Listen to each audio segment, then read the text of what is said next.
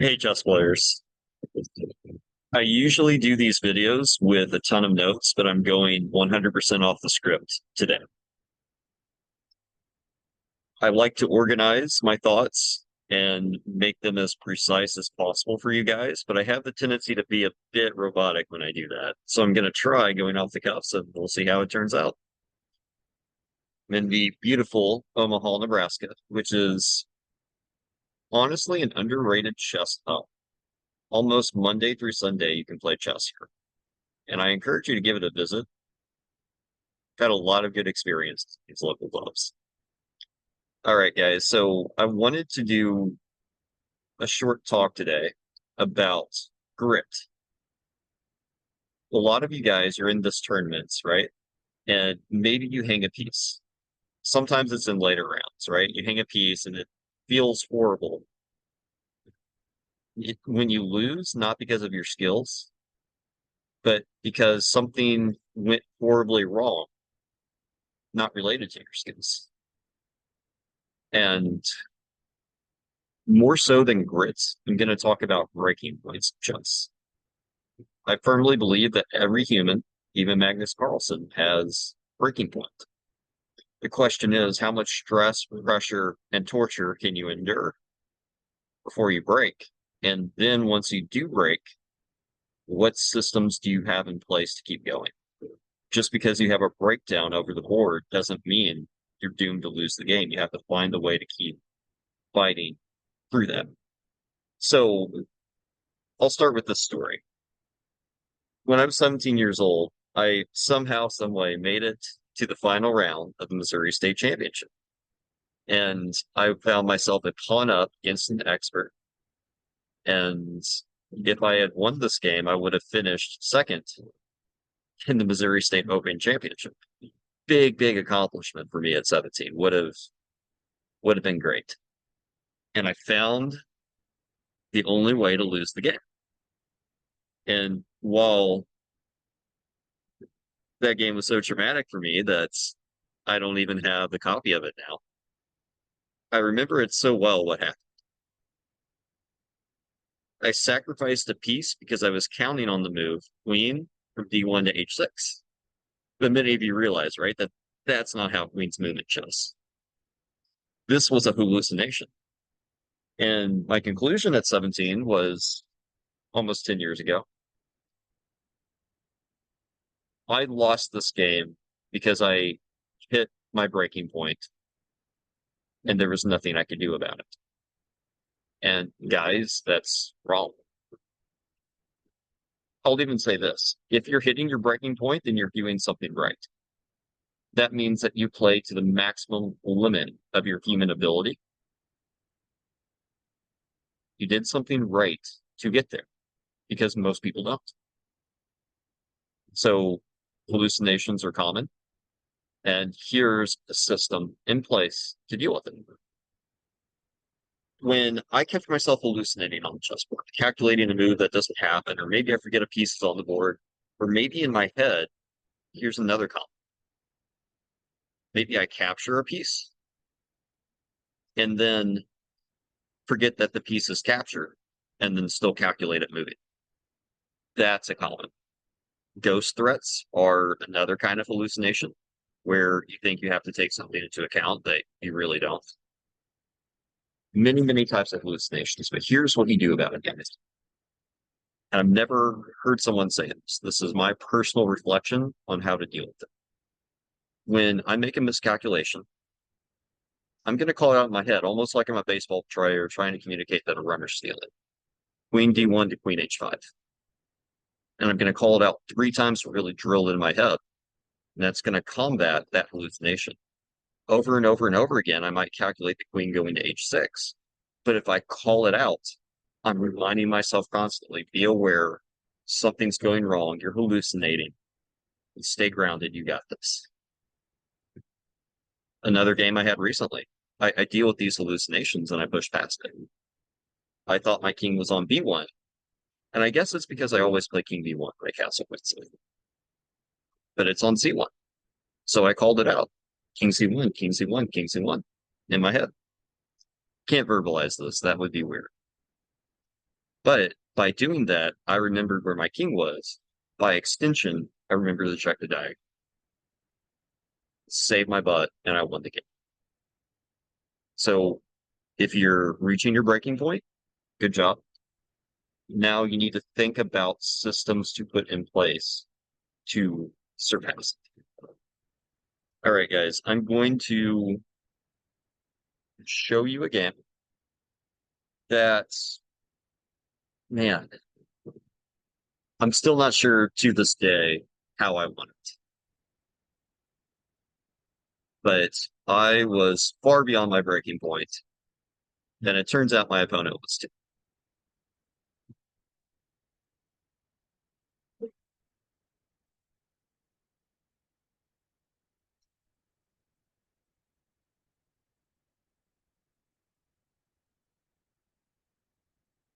You can see that I write a lot of studies, right, guys?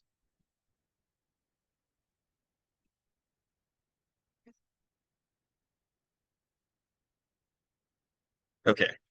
So the background to this game. This is the number 5 rated player from Hawaii. This is a chess expert. I'm class A at the time, and I'm trying to break into chess expert class, which I did recently. But big game for me. I need a win. It's late at night. We're both tired. And more than that, guys, your personal life carries over into your chess game. I had just moved into a new house, and the night before this tournament, my landlord informed me that he sold the new house and that he's giving me 30 days to move. So, horrible thing to happen. And you got to deal with it and push through it. At least that's how I see it. These tournaments are rare opportunities. I had to find the way to negotiate with myself, knowing I'm not 100%, to push through and play these professional players. All right, so we have a Briar variation. I can't cover every aspect of this game, so I'm going to tell you the things that went wrong. If we look at the Masters database here, everyone plays Bishop B7, except for he played C5. And this begs the question, okay, he's done something slightly different. I'm now at a prep. And after this move, Bishop B7, now we're getting pretty close to uncharted territory. So here's what's going on in my head. He's done something subpar. It's subpar for a reason, and I need to figure out how to take advantage of it. So he plays C4, Bishop C2. Everything is okay up until this point, until this move A4. And here's the kicker. When I play A4, I surrender B3 to chip away at C4, create a weakness, and halt the advance. So I'm playing on the side of the board where my opponent's better. That's never a good idea. But just for now, note that something went wrong. And what happens next? As Karpov says, mistakes come in pair. Another inaccuracy, D5. I surrender the C5 square, making his knight good. Why? Well, that's what you're supposed to do in the main line. I do this often where I'm in one line and I think I'm in another. But okay, 2 mistakes. Bishop G5 is good. And now it's so natural to play Bishop E3, right? So natural. Bishop D2, mistake number 3. Why did I do this? Well, I wanted to play B4, which, by the way, that's mistake number 4. And then I was banking on this move C4, and it turns out I lose a pawn.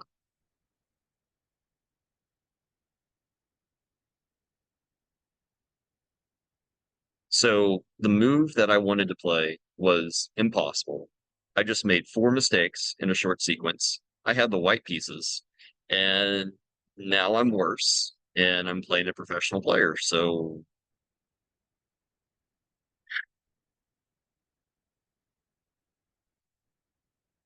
I'll tell you what I should have done, and then I'll tell you what I did. In these situations, when things go this wrong, you have to take a step back from the board and look objective. You also need to have hope that a chess position can turn on a dime. You need to be seeking those ways to make it possible, and usually one or two comes again. And if you're not looking, you can't find it. So that's grit. Grit is required here. But what happened in my head? Well, see, this is a perfect moment for an existential crisis. Chess will do that to you. Not only did I question everything I did in my life at this point, my career choice to try to push into upper levels of chess and make a living off of that, I I went to dark places in every aspect of life. I had an existential crisis. I can also tell you that the room was starting to fade to white. Whenever I play chess, if you've ever seen a picture of me playing chess, you're probably going to see my face turn red. You're going to see the physical strain wear on the body. ESPN did a famous study that a GM can burn 6,000 calories a day playing chess. You see it, you feel it, you experience it. It is hard. It is hard on you to play chess at high levels. So let's continue. Bishop g7, rook c1, rook c8, bishop e3. Should have put him there in the first place.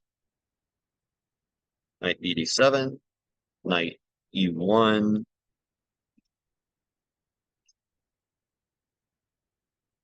bishop c5. And at this point, I'm trying to draw the game.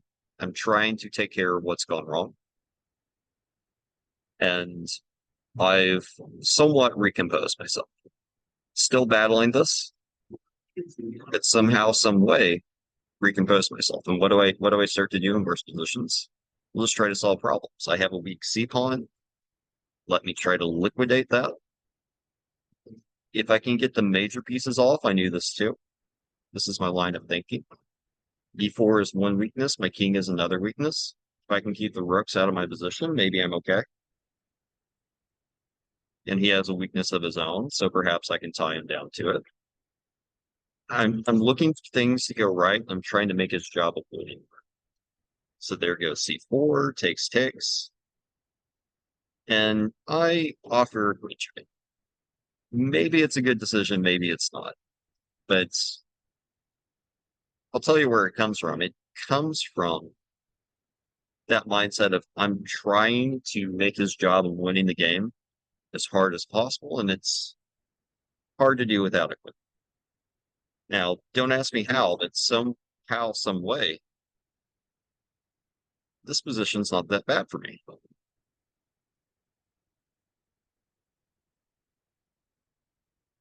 And I managed to equalize. So it's not really necessary for me to go into draw at all cost mode, but that's where my mind is.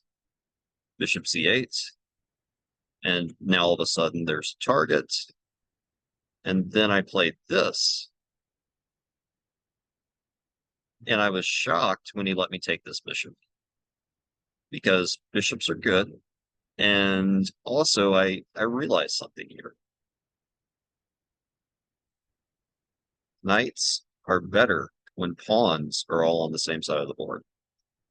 This bishop is bad. Objectively, it's an equal game and should be a draw. Practically, I've got something to play for.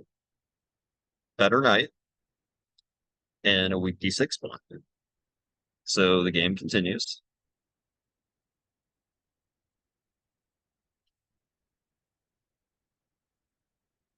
Keeping everything defended. A little bit of maneuvering. This is a small trap as I have knight d6 ideas. So he didn't play that. c4. All right, so he plays f5, and then it is my lucky day, right? Merry Christmas to me as I pick up an extra pawn. That's a good day. You're up a pawn against an expert. I'm happy with that. So rook here, and I'm looking for any way possible to win this game. The rook's in the perfect spots, and there's a target. In rook in games, you want to find targets, so I found one. And I even found a nice maneuver to find myself 2 pawns on it. All right. So somehow, some way, against all odds, I'm 2 pawns up. Should be winning, right? You know how horrified I was to find that this game is actually drawn? To win a rook and pawn in game, you need 2 things. You need 3 things. Better king, better rook, better pawn. Black has the better king. Black's rook is at least equal. And my pawns, the H pawn's a half pawn, and the F pawn doesn't cooperate well with the G pawn, with the H pawn.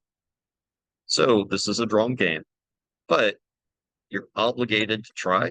And just because it's drawn objectively doesn't mean it's drawn actually. Also, I want to highlight something, guys. This game, this is this is somewhere between the 3.5 and the 4 hour mark this game. And I mentioned that because it's the second round of the day. We're both tired, we're exhausted. And what you're going to see this game is 2 wounded boxers duking it out. Look at this, guys. After the move rook g5, this is a winning position. I think that my opponent possesses the ability and the knowledge to hold this in game, but we're tired. We're dealing with hallucinations. We're exhausted. We're missing ideas. We're under the pressure of a ticking clock. So king g5.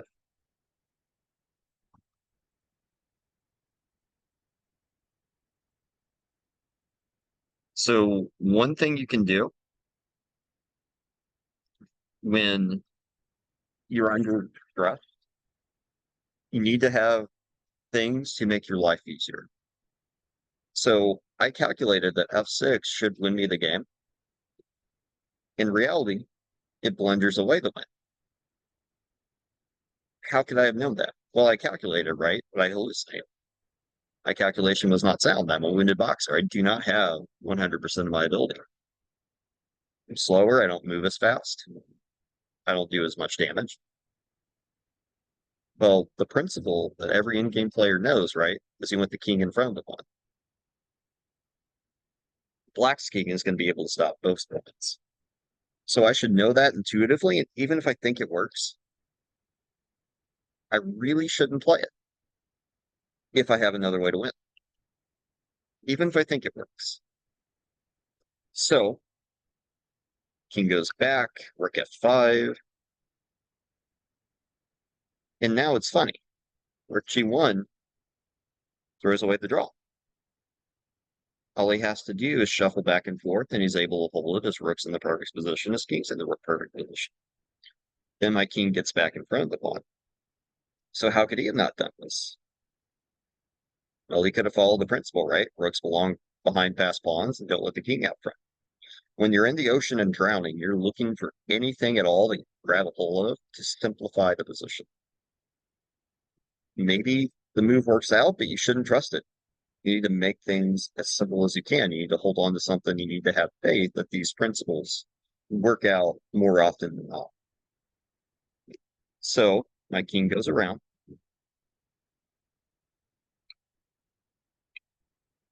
Ah, big moment here. So let me show you just how wounded I was, guys.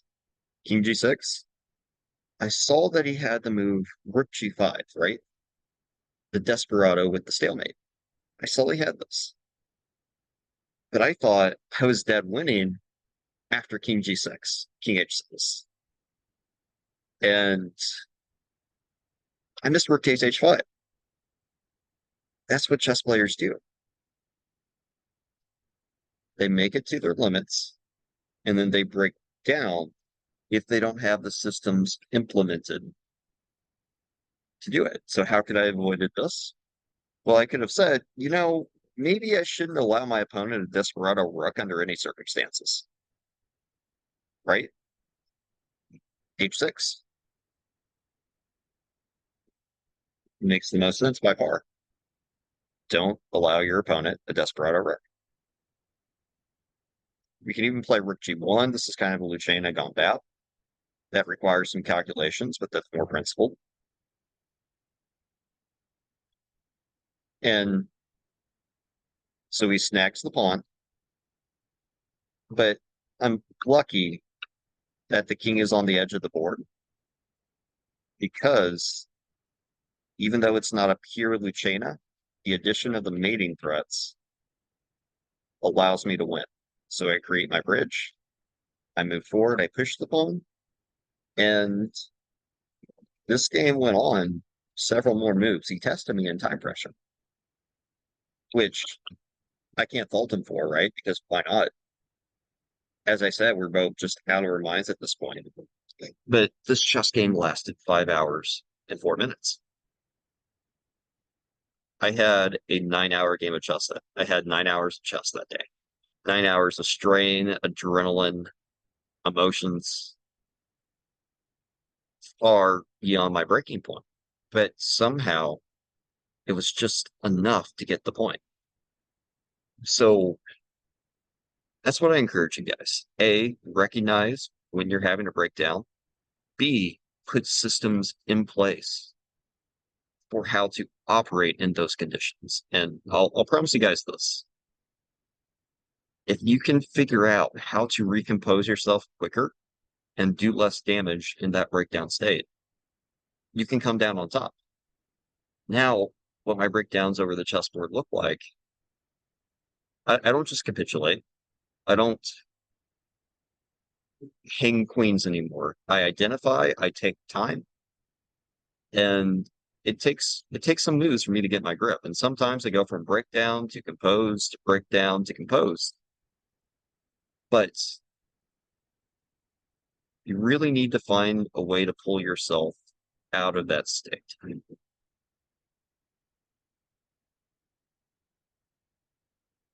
And it helps to know that a chess position can change on a dime and there's opportunity all over the chess. So you've got to develop that mindset that it's possible for you to have a favorable outcome in the game. One last thing, guys. Your opponent goes through the same thing that you do. And you need to know that you don't have to hold it together indefinitely. Your job as a chess player, if you can delay your complete collapse over the chessboard by one move, and your opponent collapsed first, you win and you gain direct amount of rating points. You don't have to last forever. You need to last one move longer than your opponent. And that's a real evaluation of strength. How much stress, how much pressure, how many unideal conditions can you bear and still not get checkmated? All right, guys, that's a short talk for today. And I really want to invite you guys to comment and help other chess players out. What are your breakdown stories? How do you recompose yourselves? What systems do you put in play to identify it and push past it? I really want to hear from chess players of all rating streaks. All right, guys, that'll do it for today. And yeah, push past those breakdowns. All right, chess players. I will see you next time.